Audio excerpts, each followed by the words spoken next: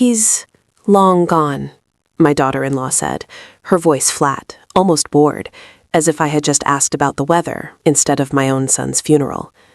I stood there in the middle of her kitchen, my hand still resting on the back of a chair I hadn't been invited to sit in, trying to understand how those words could exist in the same world where I had carried Daniel for 9 months, where I had stayed up through his fevers, where I had watched him take his first steps across our old living room carpet in a small house just outside Columbus. The clock on the wall ticked loudly, each second stretching longer than it should have, and Ashley didn't look at me again. She turned back to the counter, stirring something in a stainless steel pot, the smell of garlic and butter filling the air, like nothing in this room had changed. I swallowed, but my throat felt dry, tight. I need to know what time the service is, I said quietly, keeping my voice steady, the way I used to when Daniel was a boy and needed calm instead of panic. Ashley let out a small sigh, like I was inconveniencing her. I told you, she replied, still not turning around. It's already handled. Handled. The word settled heavily in my chest. I nodded once, even though she couldn't see me. I didn't ask who had handled it. I didn't ask why I hadn't been told. I didn't ask why no one had called me when my son passed. Instead, I pulled my coat a little tighter around me, though the house was warm, and took a step back. The floor creaked under my weight, a familiar sound in a house that had once felt like family, but now felt like a place I had accidentally walked into. I glanced toward the hallway, half expecting to see Daniel come around the corner, tall, a little rushed like he always was, saying, "Mom, you're early," with that soft smile he had inherited from his father. But the hallway stayed empty. "You should head home," Ashley added, her tone softer now, but not kinder. "There's nothing else for you to do here." I let those words pass through me without stopping. Nothing else for you to do here. I had spent 35 years doing everything for my son. Now there was nothing left for me. I picked up my purse from the small side table by the door, the same purse I had carried to his college graduation, to his wedding, to every birthday dinner he used to insist we celebrate together. My fingers trembled just slightly as I wrapped them around the strap, but I steadied them before Ashley could notice. Not that she was looking. She never looked at me anymore.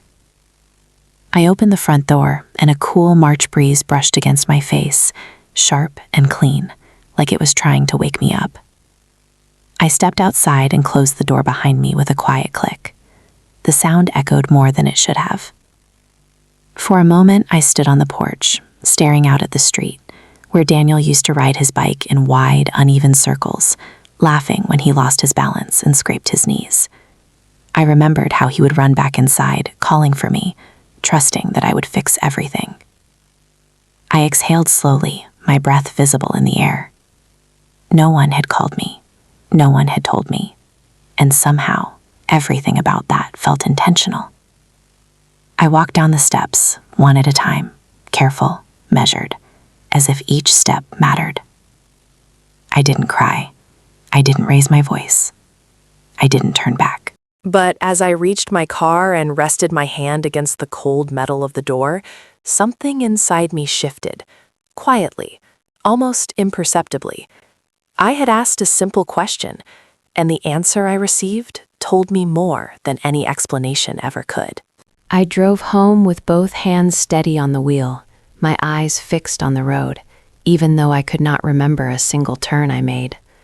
The familiar streets of my neighborhood passing by like something I had seen in a photograph long ago, distant and disconnected from me now. And when I finally pulled into my driveway, the house looked exactly the same as it always had. The white siding, the small porch, the wind chimes Daniel had hung for me years ago, gently tapping together in the afternoon breeze. But something about it felt different, as if it already knew what I had just learned and was waiting for me to catch up. I sat in the car for a moment longer than necessary, my fingers still wrapped around the steering wheel, and I listened to the silence. No phone ringing, no message notification, nothing to tell me what a mother should have been told first, that her son was gone, that there would be a service, that people would gather and remember him. I stepped out of the car slowly and walked to the front door, unlocking it with the same key I had used for over 20 years. And as soon as I stepped inside, the quiet settled around me like a heavy blanket, the kind that presses down instead of offering comfort. I set my purse on the small table by the entryway and glanced toward the living room where Daniel used to sit every Sunday afternoon, his long legs stretched out, talking about work, about his plans, about everything except the distance that had been growing between us ever since he married Ashley. I moved through the house one room at a time, not because I had anywhere to go, but because I needed to feel that something was still mine, that I still existed in a place that made sense. In the kitchen, I noticed the calendar on the wall, the one I updated at the beginning of every month, and I walked closer to it, reading the neat handwriting I had written just 2 weeks ago. Doctor appointment, grocery day, call Daniel.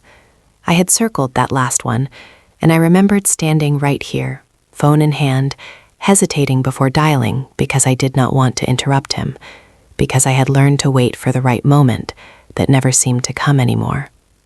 I reached out and touched the word Daniel lightly, as if it might disappear if I pressed too hard, and then I pulled my hand back. I did not cry. I did not collapse. I simply stood there and let the realization settle in. There had been no call, no message, no warning, just silence, followed by a sentence that told me everything had already been decided without me. I walked to the living room and sat down in my usual chair, the one Daniel used to tease me about because I never let anyone else sit in it, and I looked at the framed photos on the shelf across from me. There was one of him at 8 years old, missing his front tooth, grinning at the camera like the world was something he could not wait to explore. Another from his college graduation, standing tall in his cap and gown, his arm around my shoulders, proud and certain and still mine. And then there was the wedding photo, the one where Ashley stood beside him in a white dress, her smile perfect, her posture confident, and I remembered how that day had felt like a beginning and an ending at the same time. I leaned back in the chair and folded my hands in my lap, my breathing slow, controlled, as if I were preparing for something I could not yet name. No one had told me when the service would be. No one had asked if I wanted to be there. No one had even considered that I might deserve to say goodbye. And yet I knew with a clarity that did not need to be spoken that this was not confusion. This was not a mistake. This was something deliberate, something arranged in quiet conversations and decisions made behind closed doors. I glanced at the phone on the side table, still silent, and I let it stay that way. I did not reach for it. I did not call anyone, because for the first time, I understood that whatever had happened to my son was only part of the truth, and the rest of it was still being hidden from me, carefully, intentionally, as if I was the one person who was not supposed to see it. I did not sleep that night, not because I was overwhelmed, but because my mind refused to rest on something that did not make sense.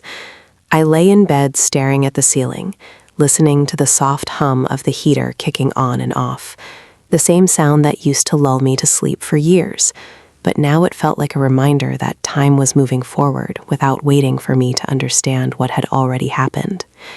I replayed every moment from the past week, every small detail I had dismissed at the time, the missed calls, the delayed responses, the way Ashley had answered my messages with short, careful sentences that said just enough but never anything real.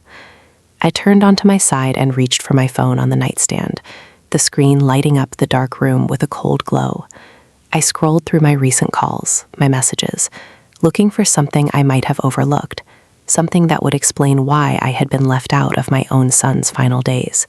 But there was nothing, just silence wrapped in polite distance. I opened my contacts and hovered over Daniel's name, my thumb resting there longer than it should have, knowing there would be no answer, but also knowing that I had not even been given the chance to try. I lowered the phone slowly and placed it back on the table, my movements calm, deliberate, as if I was handling something fragile that could break if I moved too quickly. The next morning, I woke up at exactly 6:30, the same time I had woken up for years, my body still following routines that my life no longer required. I got out of bed, made my way to the kitchen, and prepared coffee the way I always did. 2 scoops, a measured pour, waiting for the machine to finish with its steady rhythm. I poured the coffee into my favorite mug and sat at the table, the sunlight coming through the window in thin, quiet lines. Everything looked normal. Everything felt almost peaceful. But underneath it, there was something else, something I could not ignore anymore. I picked up my phone again, and this time I opened social media, something I rarely did in the mornings.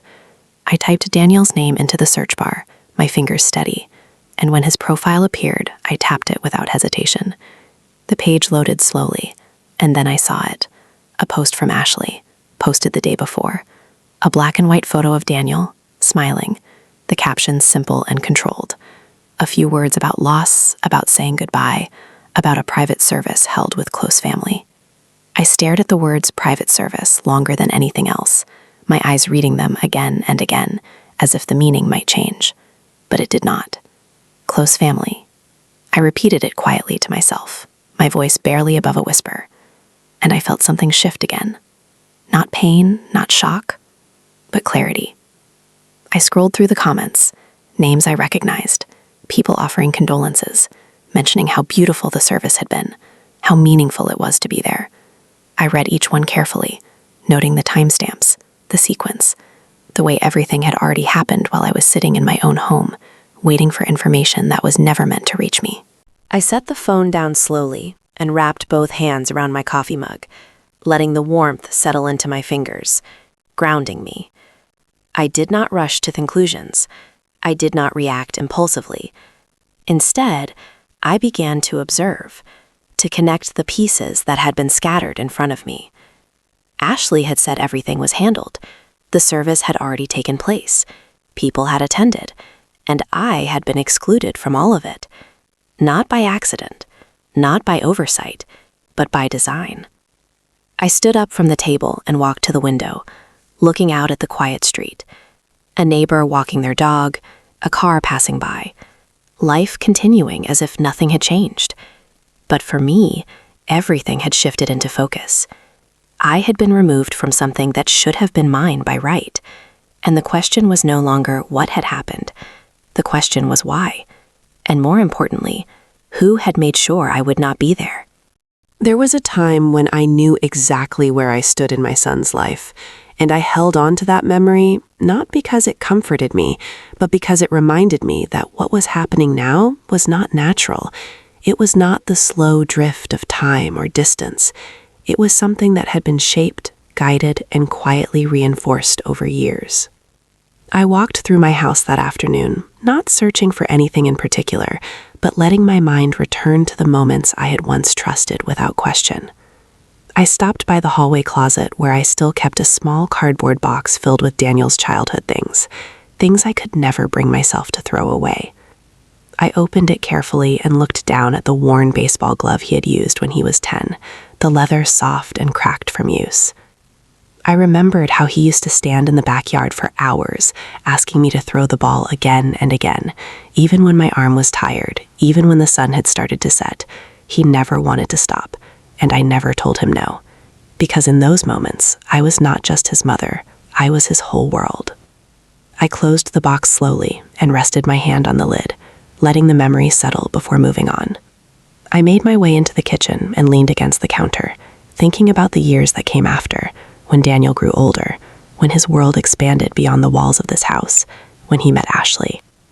I remembered the first time he mentioned her, the way his voice had changed slightly, a quiet excitement, a sense of certainty that I had not heard before.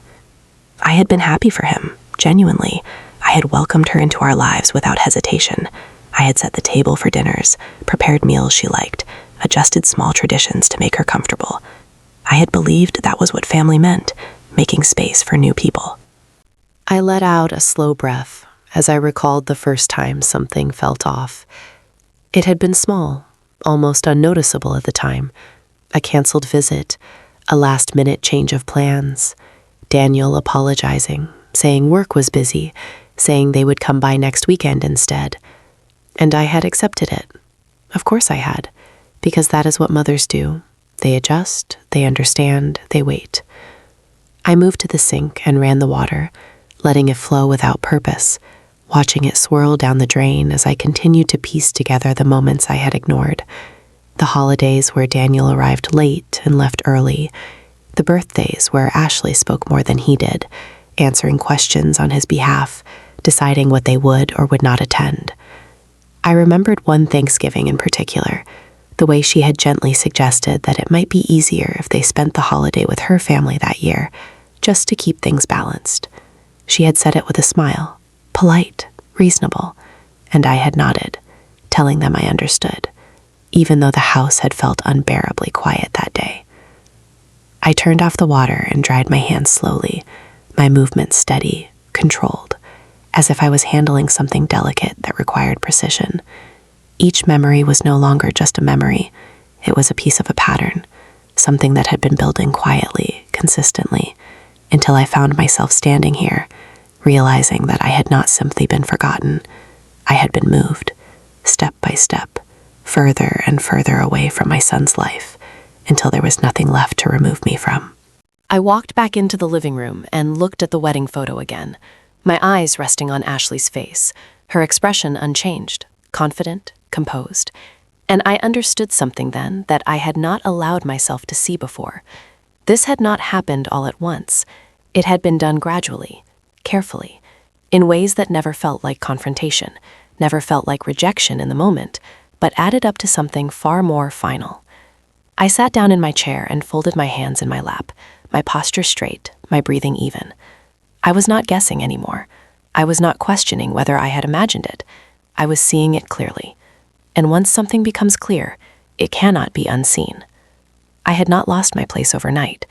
I had been guided out of it, one small step at a time, until the day came when I was no longer needed, no longer included, no longer even informed. And the silence that followed was not empty.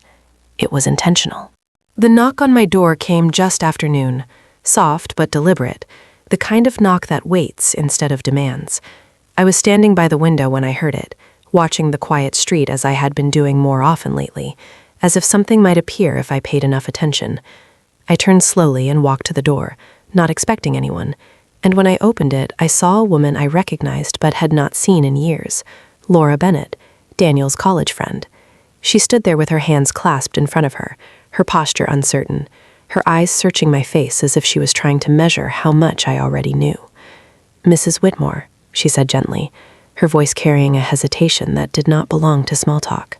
"I am sorry to come by without calling, but I did not know if you would answer your phone." I studied her for a moment, taking in the details, the way she shifted her weight slightly, the way her eyes flicked past me into the house and then back again, and I stepped aside without a word, allowing her to come in. She moved carefully, as if she was entering a place that required respect, and I closed the door behind her, the soft click echoing through the quiet hallway. "Would you like some coffee?" I asked, my voice steady, neutral, the same tone I had used for years in moments when I needed to remain composed. She nodded, though it seemed more like a reflex than a request, and I led her into the kitchen. I poured a second cup without asking how she took it, setting it down in front of her at the table, and then I sat across from her, folding my hands together, waiting. I did not ask why she was here. I did not fill the silence. I let it stretch, because I had learned that people speak more honestly when they are not interrupted. Laura looked down at her cup, then back up at me, and I saw it then, the weight she had been carrying. "I went to the service," she said quietly, the words landing between us with a clarity that needed no explanation. I nodded once, acknowledging what I already knew without asking her to soften it. "It was small," she continued, her voice careful, "but not as private as it was made to seem." I watched her closely now, my attention focused. Every word she chose mattered. "There were people there you would have expected to be invited," she added, her fingers tightening slightly around the cup. "People who were surprised you were not." I remained still, my expression unchanged, but something inside me sharpened. "Ashley told everyone that you were not able to attend," Laura said, her voice lowering just enough to carry the weight of what she was revealing. "She said you preferred to grieve privately." I let that settle without reacting, without correcting her, because what mattered was not the lie itself, but the ease with which it had been accepted. "There is more," Laura added after a brief pause, and this time she looked directly at me, as if she needed to be sure I was ready to hear it. I met her gaze without hesitation, giving her the permission she seemed to be asking for. Daniel had been trying to reach you, she said, each word placed carefully, deliberately. A few days before everything happened, he mentioned it to me. He said he had not heard back and that it was unusual. My mind moved through the memory of my phone, the absence of missed calls, the silence I had accepted as normal, and I felt that same quiet shift again, deeper this time, more defined. He also said there were some things he needed to discuss, something about paperwork, about making sure everything was in order, Laura continued, her voice steady now, as if she had crossed the point of hesitation. I did not ask what paperwork. I did not ask why he had not called again, because I already understood that whatever had been meant for me had not reached me, and that was not a coincidence. I leaned back slightly in my chair, my hands still folded, my posture unchanged, but my thoughts moving with a clarity that no longer allowed doubt. Laura exhaled softly, as if releasing something she had been holding on to, and I gave a small nod, not in gratitude, but in acknowledgement. She had come here to tell me the truth, and the truth had confirmed what I had already begun to see. This had not been an accident. It had not been confusion. It had been managed, shaped, controlled. And as I sat there in my own kitchen, listening to the quiet hum of the refrigerator and the steady ticking of the clock on the wall, I understood that the story I had been given was only a surface, and beneath it, something far more deliberate had been carefully put in place. I walked Laura to the door without rushing, without asking her to stay longer, because what she had given me was not something that needed comfort. It needed space to settle. And as the door closed behind her, I stood there for a moment with my hand resting on the handle, feeling the quiet return to the house in a way that felt different now, no longer empty, but full of something I could finally begin to understand. I turned and walked back into the kitchen, the same room, the same table, the same cup of coffee now growing cold, but nothing inside me felt the same. I sat down slowly and looked at the space across from me, where Laura had been sitting, replaying every word she had said, not emotionally, not searching for reassurance, but methodically, as if I was organizing facts instead of memories. Daniel had tried to reach me. There had been paperwork. There had been a service I was deliberately excluded from, and there had been a story told in my place. I reached for my phone and unlocked it, not with hesitation this time, but with purpose. I opened my call history again, scrolling back further than I had the night before, looking beyond the last few days, beyond the surface of what I had accepted. And that was when I noticed something I had overlooked, a series of missed calls from an unknown number 3 days before everything happened, the timestamps close together, as if someone had tried more than once. I stared at the number for a moment, then pressed it, holding the phone to my ear as it rang, once, twice, 3 times, before a recorded voice answered, informing me that the number was no longer in service. I lowered the phone slowly, my expression unchanged, but my thoughts moving faster now. I stood up and walked to the small desk in the corner of the living room, the one I used for bills and paperwork, and I opened the drawer where I kept everything organized, bank statements, insurance documents, old letters. I pulled out the folder labeled Daniel, the one I had not opened in months because there had been no reason to, and I placed it on the desk, opening it carefully. Inside were copies of things he had once asked me to keep, small documents, contact information, nothing unusual at the time, but now each piece felt like it belonged to something larger.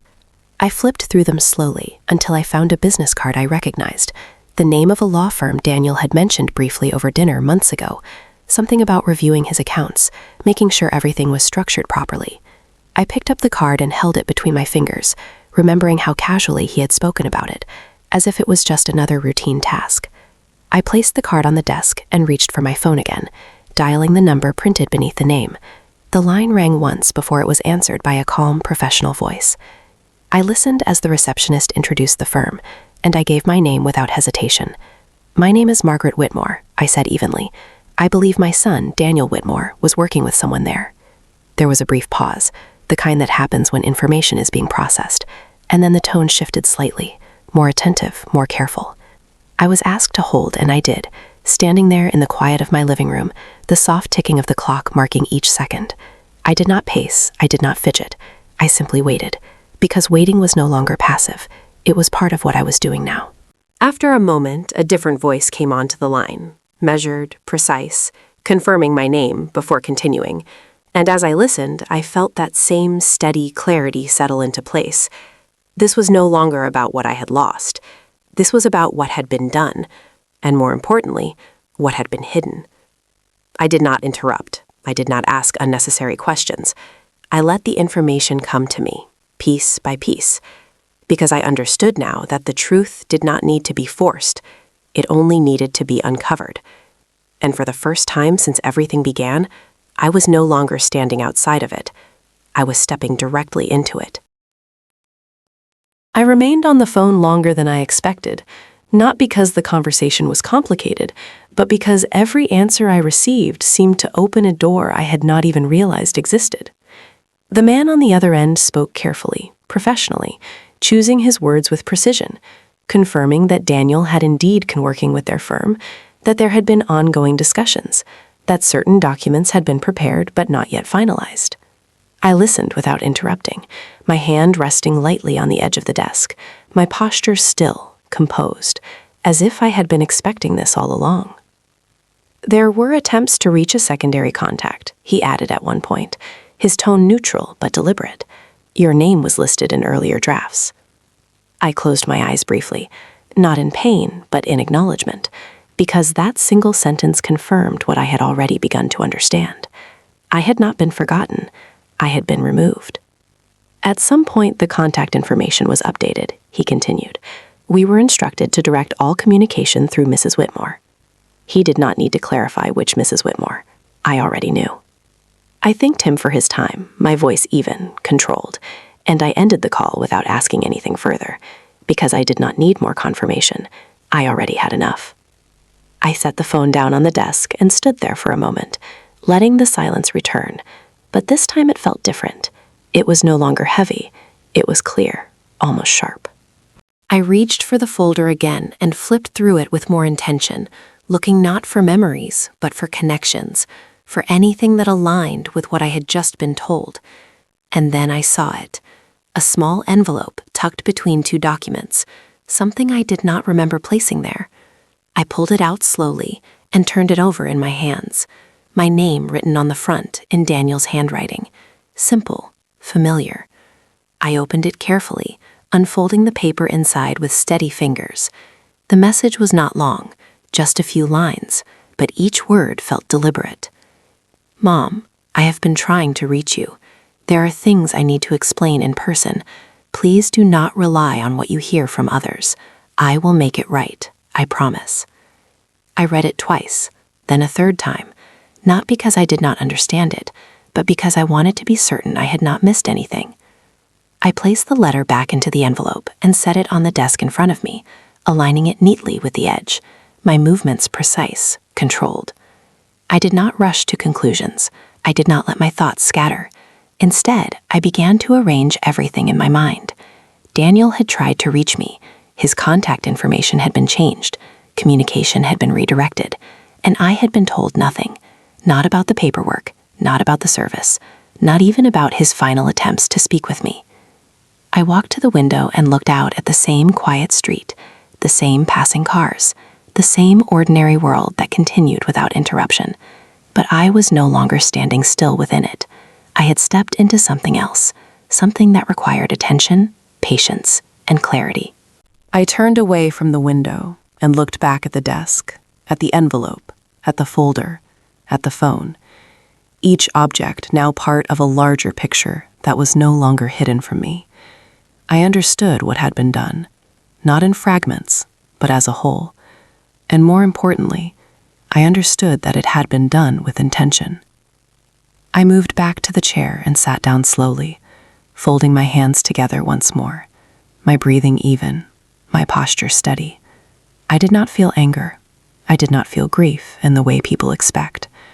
What I felt was something quieter, something more controlled, a certainty that had settled into place without resistance. I had been moved aside, my voice replaced, my presence erased, and all of it had been done under the assumption that I would accept it, that I would remain where I had been placed, that I would not question what had been decided for me. I let out a slow breath and lifted my gaze, focusing on nothing in particular, because the next step did not require urgency. It required precision. And for the first time since everything began, I was no longer reacting. I was deciding. I did not brush the next morning. I woke up at the same time, followed the same routine, poured the same cup of coffee, but everything I did now had a different weight to it. Not heavier, just more deliberate. I dressed carefully, choosing a simple navy coat and a pair of low heels I had worn to important occasions before, not because I needed to impress anyone, but because I understood the value of presence, of walking into a room with quiet certainty instead of noise. I gathered the folder, the envelope, and the business card, placing them neatly into my purse, making sure everything was aligned, organized, ready, and then I left the house without hesitation. The drive across town was calm, the late morning traffic steady but manageable, the sky clear, the kind of ordinary day that did not reflect what was about to unfold. I parked in front of the law office Daniel had been working with, the building tall and glass-fronted, reflecting the city around it. I stepped out of the car and adjusted my coat, smoothing the fabric with one hand before walking toward the entrance, my steps measured, my posture straight. I did not feel out of place. I did not feel uncertain. I felt prepared. Inside, the reception area was quiet, polished, the kind of space designed to feel controlled. I approached the desk and gave my name, my voice even, and the receptionist looked up, recognition flickering briefly in her expression before she nodded and asked me to wait. I sat down in one of the chairs, placing my purse beside me, my hands resting calmly in my lap. I did not check my phone. I did not look around. I simply waited, because waiting was no longer passive. It was part of the process. After a few minutes, I saw Ashley before she saw me. She stepped out of a hallway to the right, her posture confident, her expression composed, dressed in a light gray suit that fit her perfectly.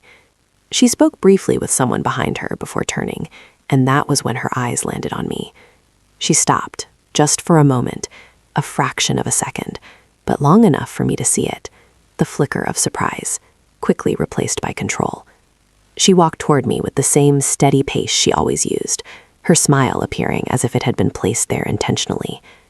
"Margaret," she said, her tone smooth, polite. "I did not expect to see you here." I stood up slowly, meeting her gaze without hesitation. "I am sure there are many things you did not expect," I replied, my voice calm, not raised, not sharp, just clear. She held her gaze for a moment longer, then gave a small nod, as if acknowledging something she could not yet define. "We were just finishing up some arrangements," she said, gesturing slightly toward the hallway. "There is nothing you need to concern yourself with." I let a brief silence settle between us, not as a challenge, but as a space she could not easily fill. Then I reached into my purse and took out the envelope, holding it lightly between my fingers. "Daniel tried to reach me," I said evenly, placing the envelope on the small table beside us, not handing it to her, just letting it exist there, visible, undeniable. Her eyes moved to it, just for a second, and in that moment, I saw something shift again. Not fear, not yet, but awareness. "I have also spoken with the firm," I continued, my tone unchanged, "about the contact information that was updated." I did not need to say more than that. I did not need to explain the details, because the details were already understood. Ashley straightened slightly, her expression tightening in a way that most people would not notice, but I did, because I was looking for it. "There must have been some confusion," she said, her voice still controlled, still measured, but no longer effortless. I gave a small nod, acknowledging the word without accepting it. "Yes," I said quietly, "there was." I picked up the envelope again and returned it to my purse, my movements unhurried, precise, and then I looked at her directly, not with anger, not with accusation, but with clarity.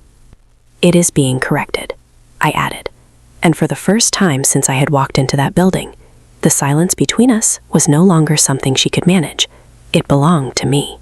I did not stay long after that. There was nothing left in that building that I needed to see, nothing that required further explanation. I had already heard enough, seen enough. And more importantly, I had made it clear that I was no longer standing outside of what had been decided without me. I turned and walked toward the exit with the same steady pace I had entered with, my steps measured, my posture unchanged. I did not look back, not at Ashley, not at the hallway, not at the doors that had quietly closed around decisions I had not been meant to question. Outside, the air felt cooler, sharper, and I paused for just a moment at the top of the steps, not because I needed to gather myself, but because I wanted to feel the difference, the shift that had taken place. I walked to my car and placed my hand on the door, the metal cool against my skin, grounding, real. And then I got inside and sat there for a moment, my hands resting lightly on the steering wheel, my breathing even, controlled, nothing rushed, nothing uncertain.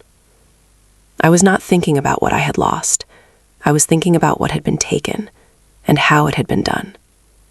Not with confrontation, not with open conflict, but with quiet decisions, small changes, carefully placed words, until there was nothing left for me to hold on to. I started the car and pulled away from the curb, merging into the flow of traffic without hesitation, the city moving around me as it always had, unchanged, indifferent. And for the first time since everything began, I felt aligned with that movement, not lost within it. I drove home the same way I had countless times before, but this time I noticed things differently. The intersections, the stoplights, the familiar storefronts, everything felt precise, defined, as if the world had sharpened into focus. When I reached my house, I parked in the driveway and turned off the engine, the silence settling around me once again. But it no longer felt heavy, it felt complete. I stepped out of the car and walked to the front door, unlocking it with the same key, entering the same space, but carrying something entirely different within me. I set my purse down on the table and removed the folder, placing it carefully on the desk where everything had started to come together, the envelope resting on top, the edges aligned, the contents undisturbed. I did not open it again. I did not need to. I already knew what it contained. I moved to the living room and sat down in my chair, the same chair where I had spent years waiting, adjusting, understanding, and I let my hands rest in my lap, my posture straight, my gaze steady. I did not feel the need to call anyone, to explain anything, to defend myself or my place, because I understood now that none of that had ever been offered to me in the first place, and yet I had still been expected to accept it, to remain quiet, to remain absent, to remain exactly where I had been placed. I leaned back slightly and looked at the photographs across the room. Daniel's face frozen in moments that could not be changed, his smile unchanged, his presence still. And I let that settle without resistance, without reaching for something that was no longer there. I had lost my son. That truth remained, steady and unaltered. But everything surrounding that loss had been shaped, controlled, redirected, and now corrected. I closed my eyes for a brief moment, not in sorrow, but in acknowledgement. And when I opened them again, there was nothing uncertain left in front of me. I did not need to raise my voice. I did not need to argue or confront or demand, because what needed to be done had already been set into motion, quietly, precisely, without interruption. I stood up slowly and walked to the window, looking out at the street once more, the same quiet movement of everyday life continuing beyond the glass. And I allowed myself a small, almost imperceptible breath. Not relief, not victory, just recognition. I had been removed from a place I once belonged, but I had not disappeared. I had not been erased. And as I stood there, watching the world continue exactly as it always had, I understood something with complete clarity. I may not have been invited to say goodbye, but I was no longer asking for permission to be part of the truth.